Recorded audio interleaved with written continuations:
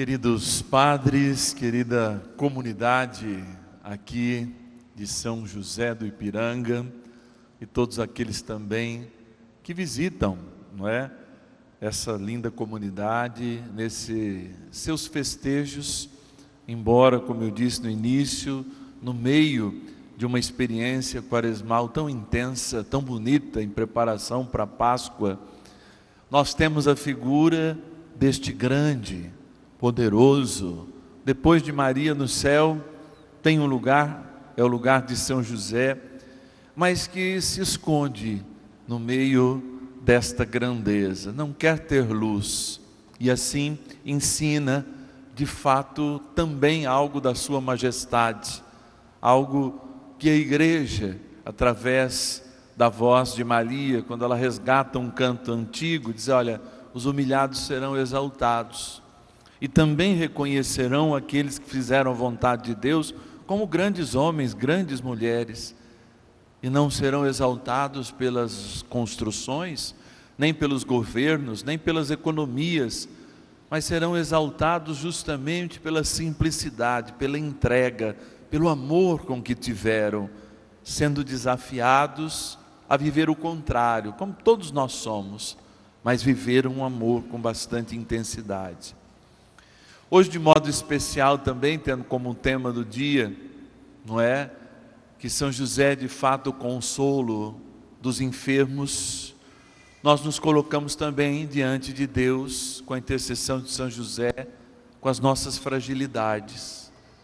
Lembrando que Deus, sim, ama o frágil. E é por isso que em Jesus Cristo, ao assumir a fragilidade humana, Deus mostra justamente a sua força. Porque o próprio São Paulo vai dizer isso na palavra, é quando a gente se faz fraco, que é verdadeiramente que somos fortes. Porque quando a gente até finge, sendo fraco, que é forte, nós afastamos a força de Deus em nós. Mas quando nós reconhecemos a humildade, quando nós reconhecemos a penitência como um valor da vida, nós saímos do campo do moralismo, que muitas vezes nos impede de uma reflexão profunda a respeito de nós mesmos, e entramos naquilo que o Evangelho nos pede, sermos misericordiosos. Mas está aí um desafio muito grande, mas está aí também um exemplo muito grande também de São José.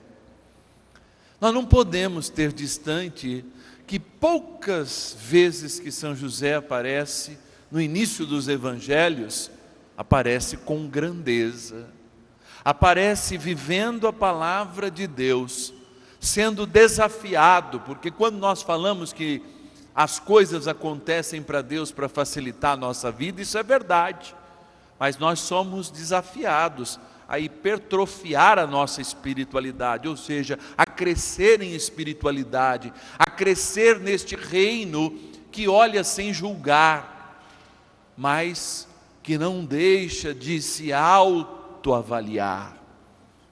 Quando nós falamos dessa realidade, e eu digo sempre, todos nós, em momentos de escolha, em momentos de julgamento, nós nos sentimos constrangidos. Eu me lembro na época de seminário, me lembro antes até mesmo na faculdade, me lembro lá diante das provas, quando nós temos que provar alguma coisa, a gente de fato se sente diminuído, a gente fica com medo, a gente fica de fato inibido muitas vezes.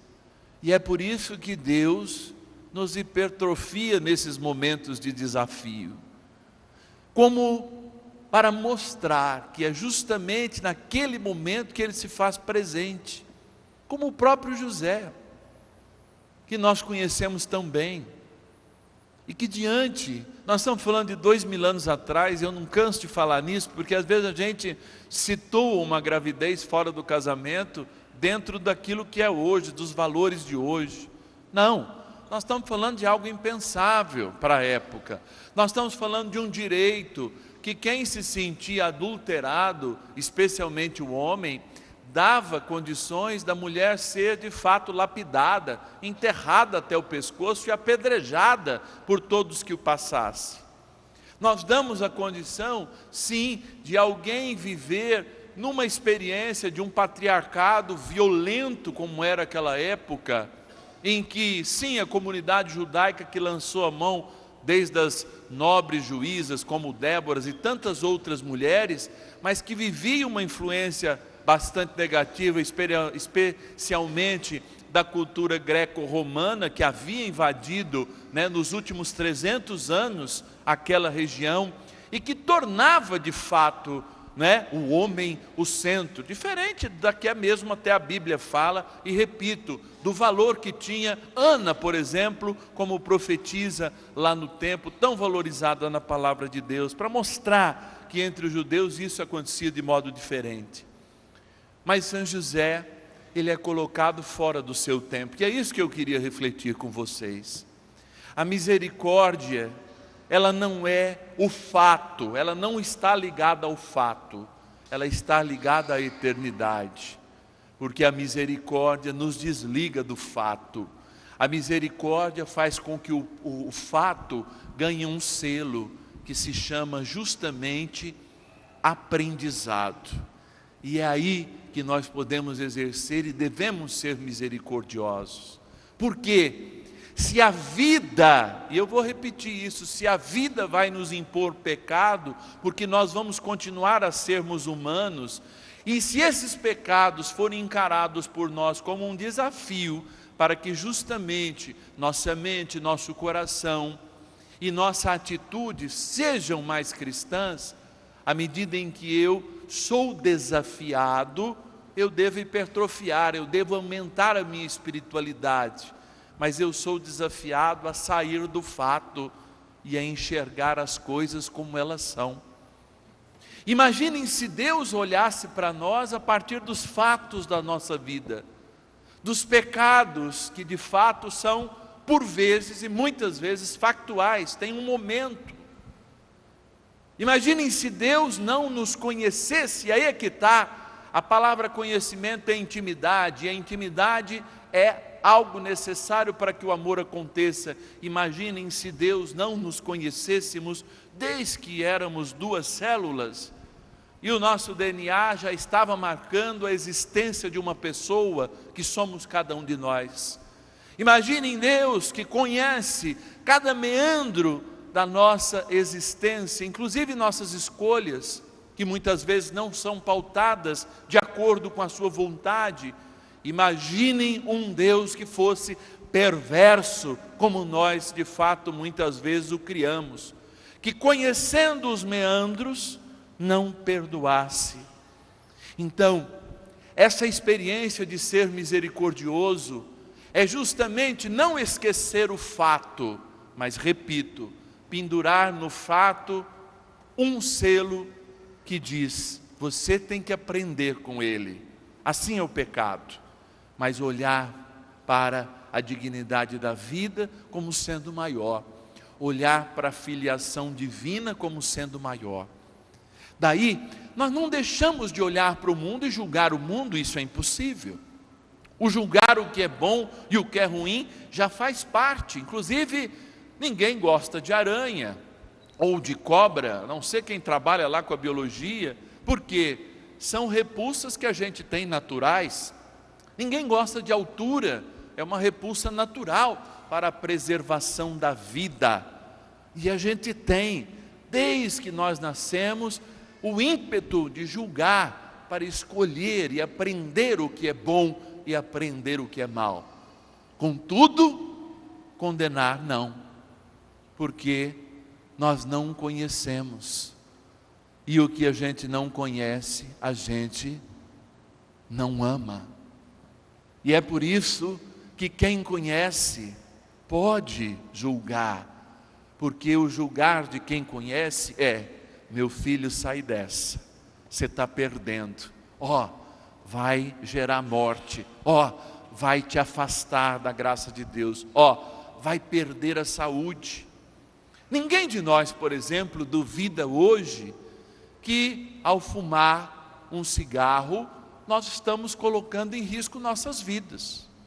Mesmo que ao olhar alguém que fumou 90 anos e não teve um câncer, nós olhamos os outros 50% que tiveram justamente por terem contato com o tabaco. Então não me parece ter dúvidas que nós já tenhamos aprendido, inclusive à luz da ciência, que quem faz uso do tabaco prolongadamente, e desses eletrônicos, vocês sabem que vão matar muito antes, nós vamos ver muitas mães e muitos filhos perdendo a vida, e mães perdendo a vida dos seus filhos por causa desses cigarros eletrônicos, que causam 10 vezes mais mal que o tabaco. Aqui é só um parênteses, mas nós já aprendemos. Então, ninguém duvida que o cigarro faz mal. Mas aí o que acontece? A gente põe ele num campo eletrônico, fala assim, ó, esse fazia mal porque você fumava assim, mas esse tem filtro, tem sabor, e esse não faz mal. Aí a turma se enche de fumaça, tem coisas muito piores que geram automaticamente, como o pecado hoje é para nós. Eles disfarçaram, adocicaram, puseram sobre o pecado, um manto de que as coisas são boas, e todas as vezes que nós de fato colocamos o pecado, usamos do pecado para ter os nossos prazeres momentâneos, quer mesmo julgar quando a gente fofoca da vida de alguém, nós estamos esquecendo o mal que ele faz, embora o sabor possa ser outro. Assim a palavra de Deus diz assim, se a gente tem consciência que nós somos limitados, eu não posso julgar ninguém pela sua limitação, porque quando eu julgo, é porque eu não conheço, já que não pertence a mim julgar, a mim cabe amar, e é a começar em nós, arrebentando esse coração duro, que de fato eu sou capaz de inclusive ajudar aqueles que estão ainda com o seu coração de pedra. Porque quando o conhecimento da verdade que nos liberta acontecer, nós seremos aqueles que estendem a mão para amar, tiram as pessoas da situação do pecado e depois dão nas mãos dela a capacidade delas aprenderem com os seus erros. Enquanto não houver isso, eu creio que Jesus não volte, porque Ele vai encontrar, ainda se voltar hoje, a começar em mim, um velho fariseu, que ainda julga, e talvez, eu já até confessei isso em público, talvez seja esse o maior erro, de nós que somos cristãos, dos bons.